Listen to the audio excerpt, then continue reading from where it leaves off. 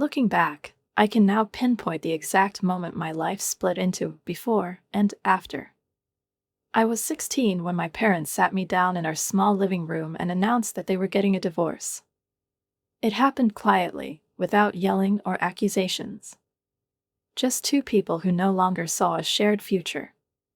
We loved each other and wanted different things in life, Mom explained, trying to keep her tone neutral.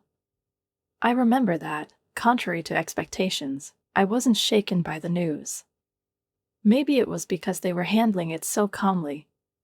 Or maybe because I had already sensed it in the little things, family dinners that had gradually become rare, or the way they each lived separate lives under the same roof. Dad moved to a small but cozy apartment on the other side of town. Every other weekend, I stayed with him. We'd order pizza and watch old sci-fi movies with terrible special effects. It became our tradition.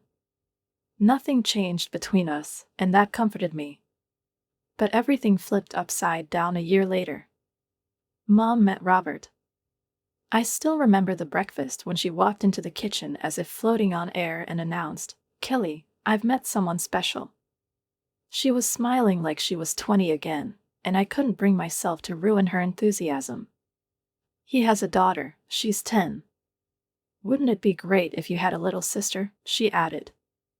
I forced a smile, nudged my cereal with a spoon, and mumbled something like, "That's wonderful, Mom."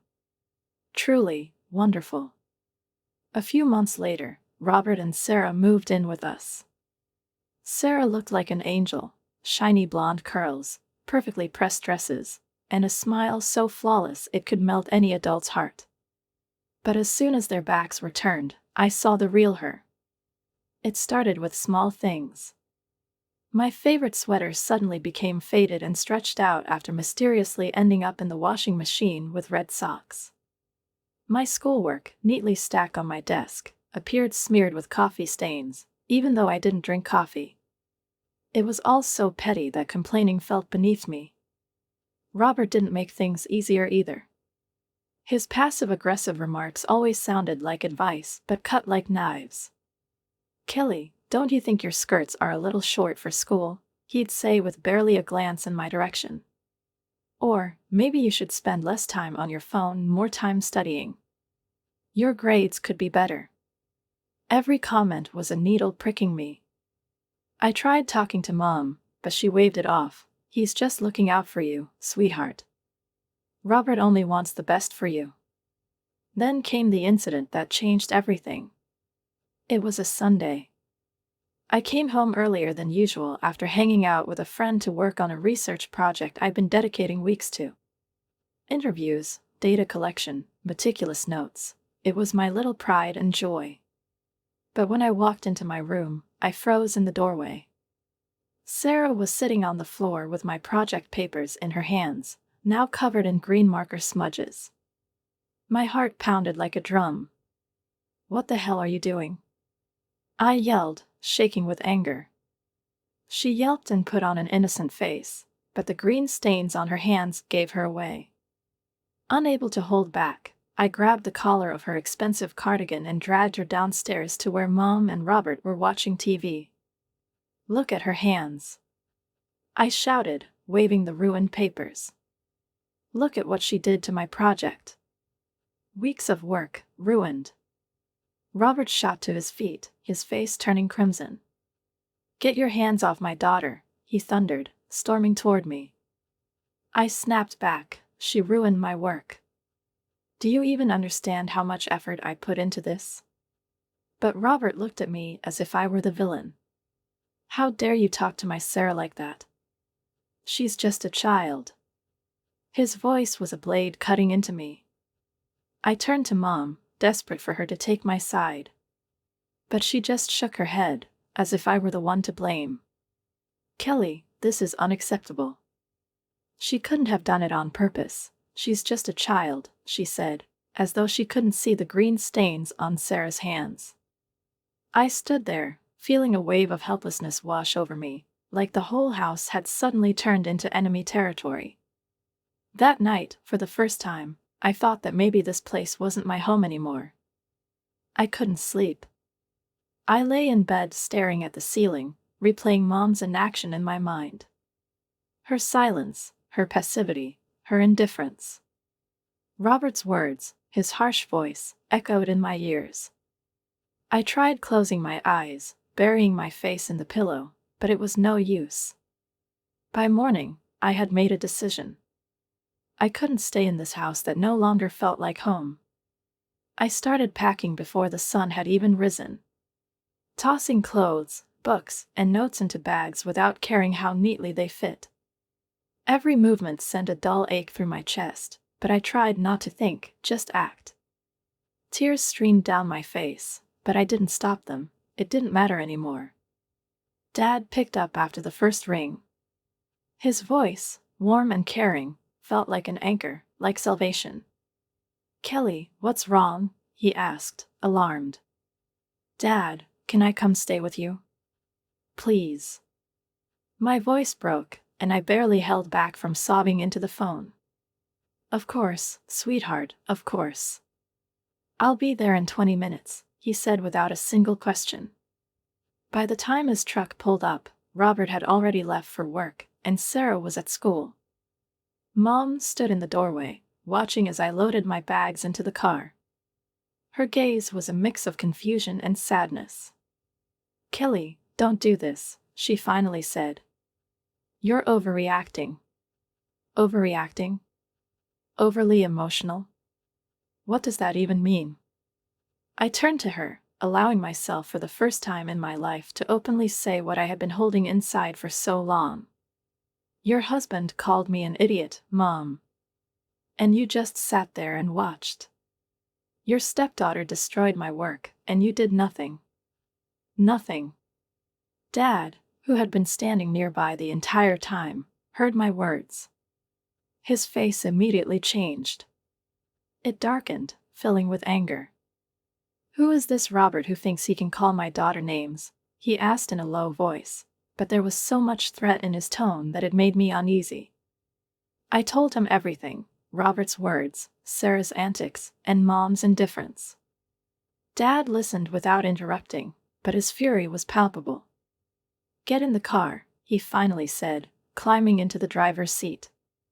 We drove to Robert's office. I stayed in the car, but even through the window, I could see everything unfold. Dad stood in front of Robert, pointing a finger at him, his face red, just like Robert's. They exchanged loud, sharp words, their anger seeming to fill the entire office. Within minutes, security stepped in to separate them, but the message was clear. Dad had taken my side, and that was all that mattered to me. Living with Dad felt like a breath of fresh air after what had felt like drowning for so long. I no longer had to tiptoe around, check my room for new petty sabotage, or endure remarks that made my insides tighten. Dad helped me rebuild my research project. We spent late nights at the table. He brought me coffee and snacks, doing everything he could to ensure I'd finish it on time. He was there. He was my protector. A few days later, Mom sent me a text. It was short and full of blame. "I can't believe you turned your father against Robert. You're tearing this family apart." I didn't even bother replying. What family? What family was she talking about? The one where her husband humiliated me and her stepdaughter deliberately destroyed my work? Instead of justifying myself, I focused on finishing my final year of high school. When graduation day came, Dad and Grandma sat in the front row. They cheered louder than anyone as I walked across the stage to receive my diploma. Their pride, their joy, it was genuine. Mom was there too, with Robert and Sarah, but I barely glanced in their direction. After the ceremony, Grandma hugged me tightly, smiling, and said, "We have a surprise for you. Your dad and I saved enough to cover your tuition at the local college." Her words brought tears of gratitude to my eyes. That fall, I moved into a dorm, ready to start a new chapter of my life. Everything I had left behind felt distant, like another era, like something I had finally escaped. But a few months later, Mom messaged me on social media. She said she was sorry. She asked to meet. We agreed to meet at a cafe near campus. The meeting was awkward. We both stirred our coffee for too long, avoiding eye contact. She talked about Sarah getting ready for college, about Robert buying a new car. I nodded briefly but changed the subject every time.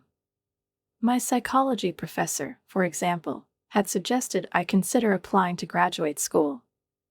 Our meetings became a routine. We talked about the weather, my studies, her job. Occasionally, she'd try to bring up Robert and Sarah, but I always steered the conversation in another direction. It was far from ideal, but it was something. After graduating from college, I landed a job as a junior project manager at Marshall & Associates. It wasn't the most prestigious position, but to me, it meant everything. I was on the brink of adult life, and that feeling was exhilarating.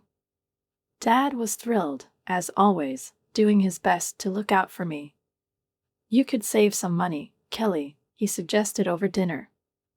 "I still have a spare room, and I wouldn't mind the company." I shook my head, pushing pasta around my plate. "Thanks, Dad, but I want to do this on my own. I need to stand on my own 2 feet." I found a small apartment near the office. It wasn't perfect, old furniture, worn linoleum, creaky doors. But it was mine. On my first night there, I sat on a battered couch, eating Chinese takeout straight from the box and staring at the gray walls. Strangely, at that moment, I felt more like an adult than ever before. Every month, I put aside part of my salary into a future housing fund. Unlike my colleagues, who dined at fancy restaurants or went on weekend getaways, I packed sandwiches from home and saved on everything. They looked at me with confusion when I turned down after-work drinks or extra days off. But it didn't matter to me. I had a goal, and I was ready to do whatever it took to achieve it. One day, I was assigned a project that no one else wanted to take on. Riverside, a client who had already gone through 3 managers. My colleague Jake gave me a pitying look. "Parker is a nightmare," he warned. "They don't listen to anyone. It's impossible to get anything done." I just smiled. This was my chance to prove I was capable of more. 3 months later, the project was completed ahead of schedule, and my boss called me into his office. "Kelly, you've exceeded all expectations," he said, sliding a check across the desk. "Keep this up, and you'll have a career here." Quarterly bonuses started rolling in regularly, and every cent went straight to my savings account. My colleagues shook their heads. "You're wasting your youth," Mom said during one of our rare coffee meetups. "You should enjoy life a little." "I am enjoying life, Mom," I replied calmly. "I'm building my future." She stirred her coffee absent-mindedly, as if my words didn't make sense to her. "Sarah is having such a great time in college," she said, switching to her favorite topic. "She joined a sorority and has so many friends." I smiled and changed the subject to the weather. The only times I couldn't avoid seeing Robert and Sarah were family holidays. Thanksgiving at Aunt Paula's, Christmas at Uncle Mike's. Every time, I would walk in, hug my mom, and pretend they simply didn't exist. Sarah was older now, taller, more polished. But her arrogance hadn't changed, it had just become better concealed. She gave me smug looks, as if her mere presence should intimidate me. Robert, as usual, crossed his arms and made loud comments for everyone to hear. "Kelly, are you still working that entry-level job?" It was particularly amusing, given that I had been promoted twice in the past 2 years. But I never corrected him. Let him think what he wanted. Last Thanksgiving, I was helping Aunt Paula in the kitchen when Mom approached me and pressed me lightly against the refrigerator door. Her voice was tense, as if she had been rehearsing this conversation for a long time. "Kelly, don't you think this has gone on long enough?" She sighed. "Sarah has grown up. Robert has softened. Can't we just be a family?" I shut the fridge door harder than I meant to. We're not a family, Mom. We're just people loosely connected by marriage. That's it. She looked at me with confusion. You're acting childish, Kelly. People grow. People change. Yes, Mom. I turned to her, meeting her eyes directly. And I've grown enough to know I don't need toxic people in my life. Even if they're technically family. She opened her mouth to argue but then just shook her head and walked away. Same old Mom. Always choosing the path of least resistance, always avoiding confrontation as if that could solve everything. But every snide comment from Robert and every smug look from Sarah only strengthened my belief that I had made the right choice by keeping my distance. Their behavior was a reflection of a past I had long left behind.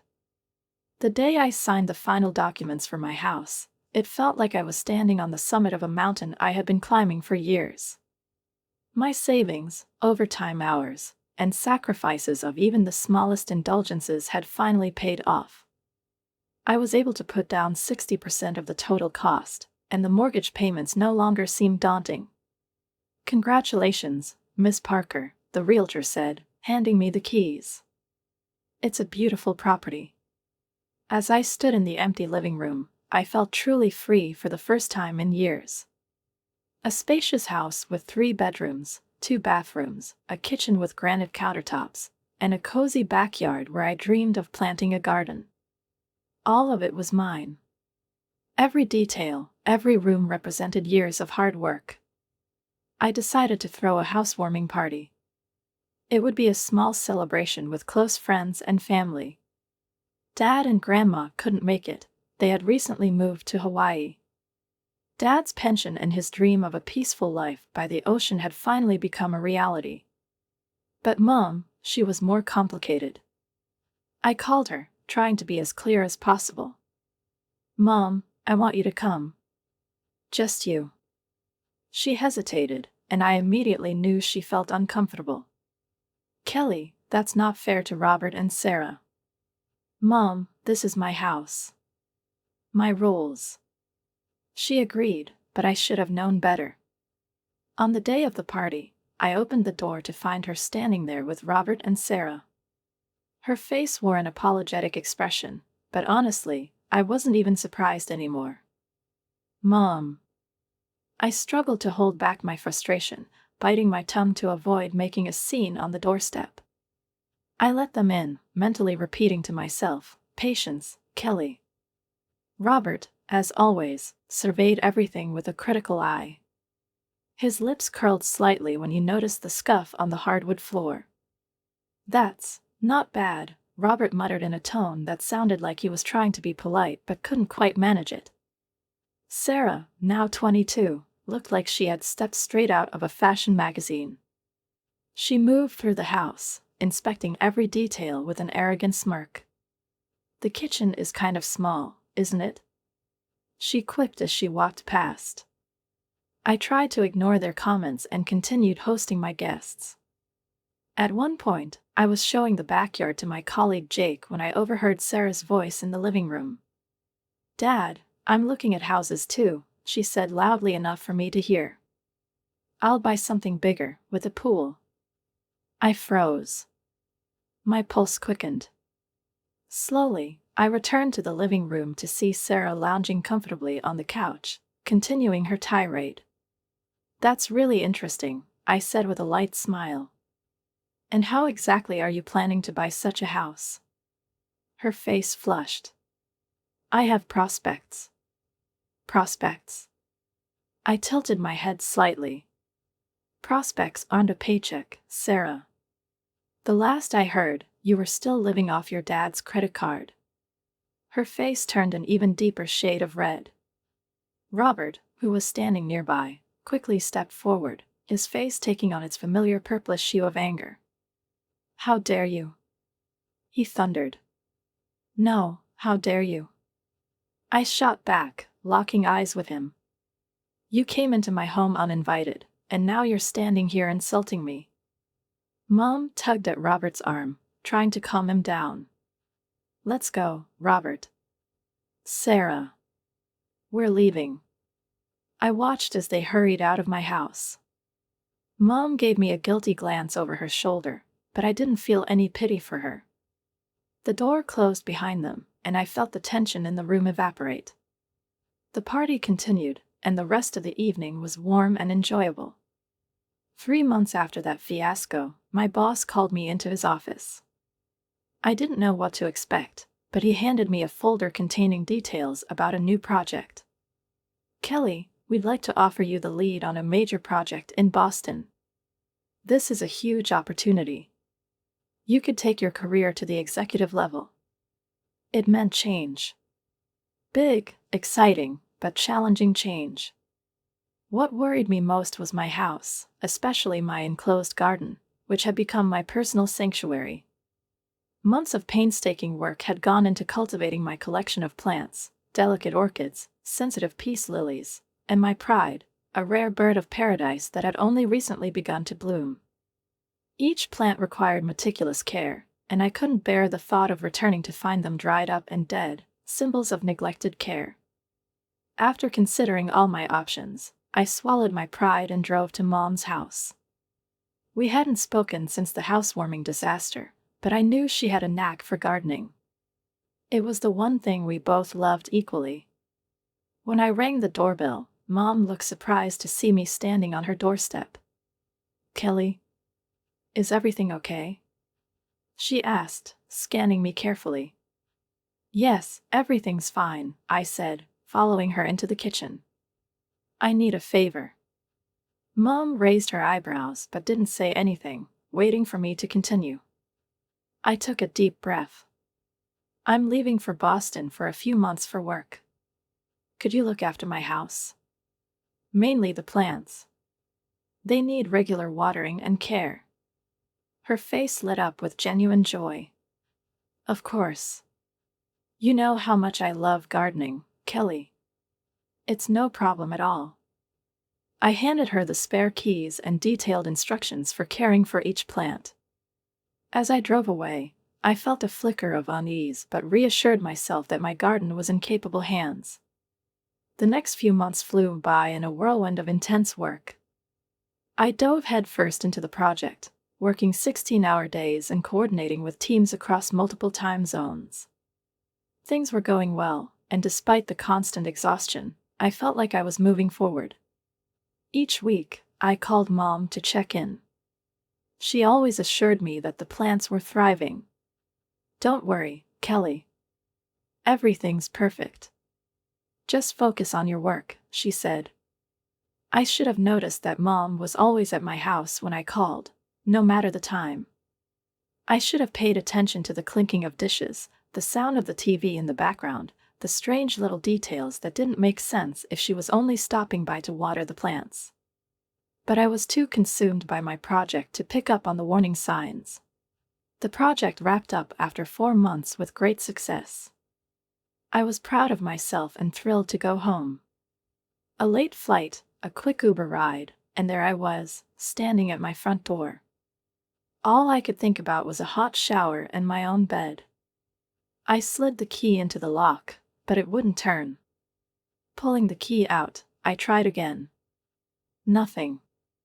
"Damn it," I muttered, this time slowly and carefully inserting the key. The lock still wouldn't budge. The key that had fit my door perfectly just 4 months ago was now useless. My heart began to race. I tensed as I heard footsteps inside the house. Someone was moving around in there. My house. My heart pounded so loudly I was certain it could be heard from outside. I pulled out my phone, my fingers trembling above the screen, ready to dial 911. But before I could, the door suddenly swung open. There stood Sarah. She was in pajamas, her blonde hair tied up in a messy bun. She looked entirely at ease, as if she owned the place, and irritation flickered across her face. "What are you doing here?" she asked coldly, as though my presence in my own home was absurd. I froze, trying to process what was happening. "What am I doing here?" I breathed, feeling anger bubbling inside me. Sarah smiled her usual smug smile. Of course, I'm here. I've been here for weeks. Dad helped me move in while you were off playing businesswoman in Boston. Her words echoed in my head. I stood on the doorstep of my own house, suitcase in hand, unable to believe what I was hearing. The exhaustion from my flight vanished, replaced by a surge of fury. "This is my house," I said, my voice low but trembling with restrained anger. "Get out. Now." Sarah leaned casually against the doorframe, making it abundantly clear she couldn't care less about what I was saying. She lazily ran a finger over her perfectly manicured nails, not even bothering to look at me. "That's not going to happen," she replied with a faint smirk. "I'm quite comfortable here. By the way, your main bathroom has amazing water pressure." Every word felt like it was burning me from the inside out. "Get out of my house," I repeated, my voice sharper this time, though I fought to keep it low, not wanting to wake the neighbors. Her response was laughter. Loud, mocking laughter filled with contempt. Then she slammed the door right in my face. I heard the click of the lock and her retreating footsteps. I stood there on my own porch, surrounded by my suitcases, trembling with rage. The soft glow from the garden lights I had installed myself illuminated the flower beds I had painstakingly cared for. I had poured so much into this house, every detail, every corner. And now it had been turned into someone else's chaos. Through the window, I could see my living room. But it wasn't my living room anymore. Sarah's jacket was thrown across the couch I had carefully picked out. Her shoes were scattered carelessly on the floor. A coffee mug, half full, sat on the coffee table. My home no longer felt like mine. With shaking hands, I pulled out my phone and called my mom. She answered after the third ring. "Kelly?" "What's wrong?" she asked, her voice slightly groggy. "What's wrong?" I practically shouted. "I just got home and found Sarah living in my house. She said she's been here for weeks. Tell her to get out now, or I'm calling the police." "No, no, don't call the police." Mom's voice immediately became anxious, almost panicked.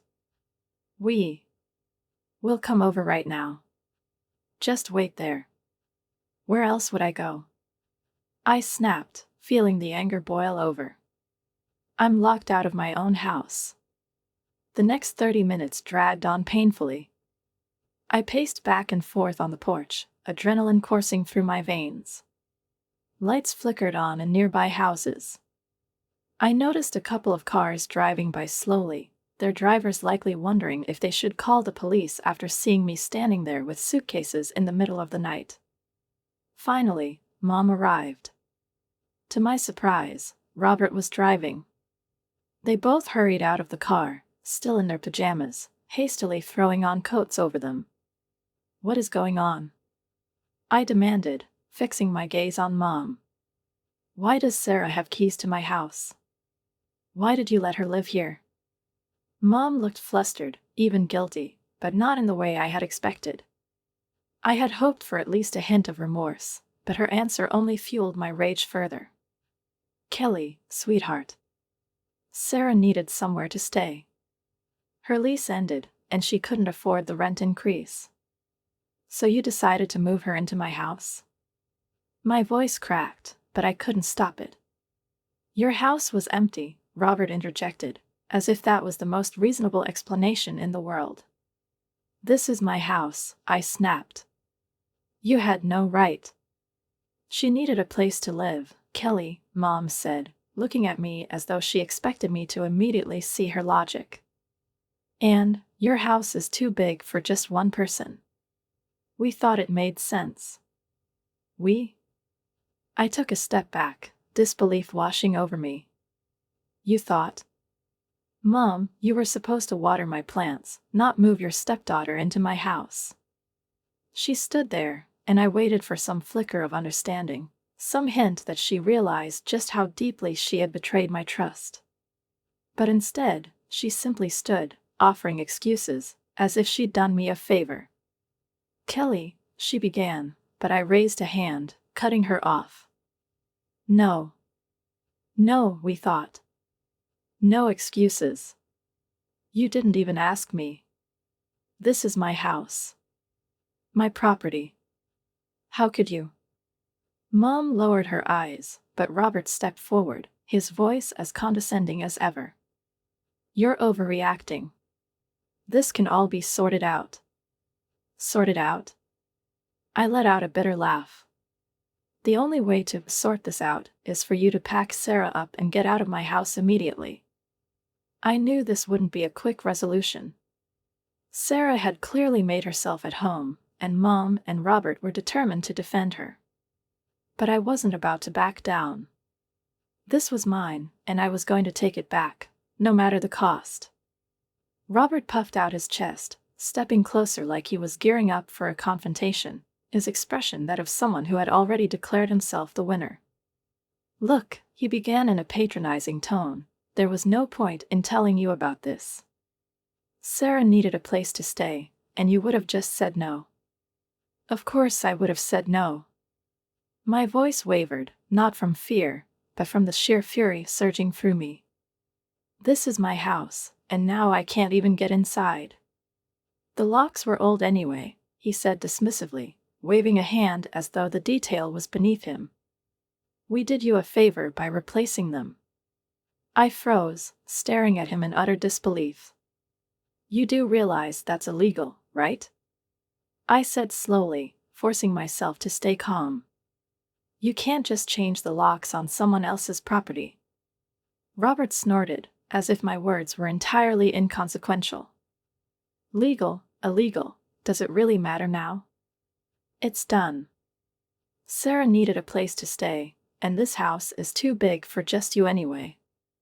Get her out, I said quietly, though the restrained fury in my voice cut through each word. Get her out right now, or I'm calling the police. Robert's face twisted into his trademark smirk, the same one I remembered from my teenage years. It was the smirk of a man who always believed he'd come out on top. You won't do that, he said confidently. Mom immediately stepped forward, wringing her hands nervously. Kelly, if you call the police, I won't speak to you again. Is that what you want? To completely destroy this family? I laughed, a sharp, bitter laugh that even startled me. Family? You call this a family? A family where you let your husband and his daughter illegally take over my house? They said nothing. Instead of responding, Robert, Mom, and Sarah turned around and walked back into my house. My house. I stood there on the porch, surrounded by my luggage, as the door shut behind them with a decisive click. My hands were no longer shaking as I pulled out my phone. No more hesitation. No more attempts to keep the peace. 911, what's your emergency? I need to report an illegal occupancy. Someone changed the locks on my house and moved in without my permission. 20 minutes later, 2 police cars with flashing lights pulled up to the house. Of course, the neighbors were awake by now. I saw a few of them peeking out from behind their curtains. The blue lights lit up the yard, and I felt a mix of embarrassment and determination. Are you the legal owner of the property? Officer Martinez asked, holding a notepad in hand. I nodded and pulled up my property documents on my phone. Yes, I have all the paperwork. I was out of town for work and gave my mom a key to water my plants. Instead, they moved my stepsister in and changed all the locks. The officers exchanged glances. Officer Chen walked up to the door and knocked.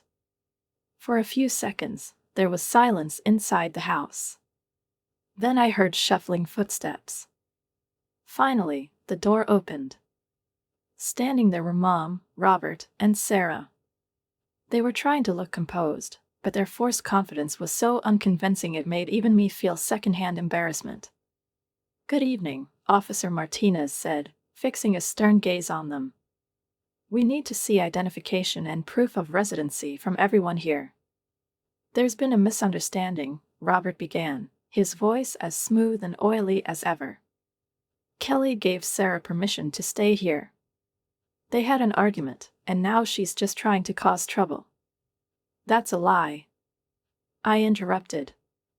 I never gave her any permission. They took advantage of me being away for work and just moved in. The officers turned to Robert. Did you change the locks? For a moment, he hesitated, then, to my surprise, nodded.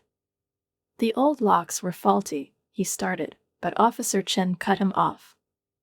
You're admitting to changing the locks without the owner's consent? He asked, jotting notes in his notebook. Mom stood nearby, nervously fidgeting with the sleeves of her coat, while Sarah remained silent, staring off to the side. I watched it all unfold, feeling a growing sense of cold certainty. Justice, at last, was about to be served. Sarah stepped forward. The smug confidence she'd always worn like armor had evaporated, leaving her looking frightened and uncertain. Dad said it would be fine, she muttered, avoiding eye contact with me. He said Kelly wouldn't mind once she got used to the idea. Sir, Officer Martinez said, his voice calm but firm as he turned to Robert, changing the locks on someone else's property and occupying their home without permission is illegal trespassing. We'll need to take you and your daughter down to the station for questioning. I silently watched as the officers led Robert and Sarah to the patrol car. Sarah, who had always seemed so untouchable, now looked smaller, younger, like the 10-year-old girl who had first entered my life. Robert walked beside her, his face flushed with anger, but to my surprise, he kept his mouth shut. Mom stood on the porch, her shoulders trembling beneath her light coat. When the patrol car drove away, she turned to me, her eyes blazing with fury. You're no longer my daughter, she spat, her voice shaking with rage. How could you do this to me? To your family? I looked at her calmly, a cold detachment in my expression that her words could no longer penetrate. Mom, I said quietly, you made it clear a long time ago that they are your real family. You chose them the day Sarah destroyed my research project, and you sat there in silence. You chose them when Robert called me an idiot, and you looked away. Every time you asked me to rise above, while they treated me like dirt, you chose them. Over and over again. She opened her mouth to argue but seemed to lose the words. Closing it again, she turned, walked to her car, and drove away without another word. I spent the rest of the night in my living room. Sarah's things were everywhere, her designer clothes draped over my chairs, her photos stuck to my fridge, her toiletries cluttering my bathroom. It was unbearable. My house was filled with someone else's belongings, but it no longer felt like it belonged to me. The next morning, I called a locksmith and had all the locks replaced. Later that day, the police contacted me to ask if I wanted to press charges. I was silent for a long moment before finally replying. No. I just want them to stay away from my property forever. I hired a cleaning service to pack up all of Sarah's belongings and had them delivered to Mom's house. Afterward, I spent the weekend scrubbing every inch of my home, erasing all traces of their presence. Most of my plants had died from neglect, even my rare bird of paradise, the one I'd been so proud of. Its leaves were dry, its flowers brown and withered. I threw it all out and decided to start fresh, believing it was better to build something new than try to revive what was already gone. 3 months have passed since then. Mom called me once, but I didn't answer. Robert sent me a letter threatening to sue for the emotional distress Sarah had suffered. I forwarded it to my lawyer and didn't respond. Sarah posted a few passive-aggressive updates on social media about toxic people pretending to be victims, but I blocked her accounts, unwilling to engage in her games. Last week, I ran into Aunt Paula at the grocery store. She tried to talk to me about Mom. She's really upset about the estrangement, Aunt Paula said, giving me a look of soft reproach. Maybe you should try to make peace. I shook my head. Some bridges need to stay burned, Aunt Paula. For the first time in a long while, I feel at peace. I'm sleeping better. My new plants are thriving in the sunlight streaming through my windows.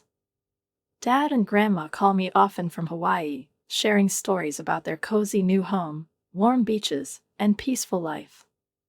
I'm planning to visit them next month. Sometimes, out of habit, I reach for my phone to call Mom. But every time, I remember that night, standing on my own porch, locked out of my own house. And the urge passes.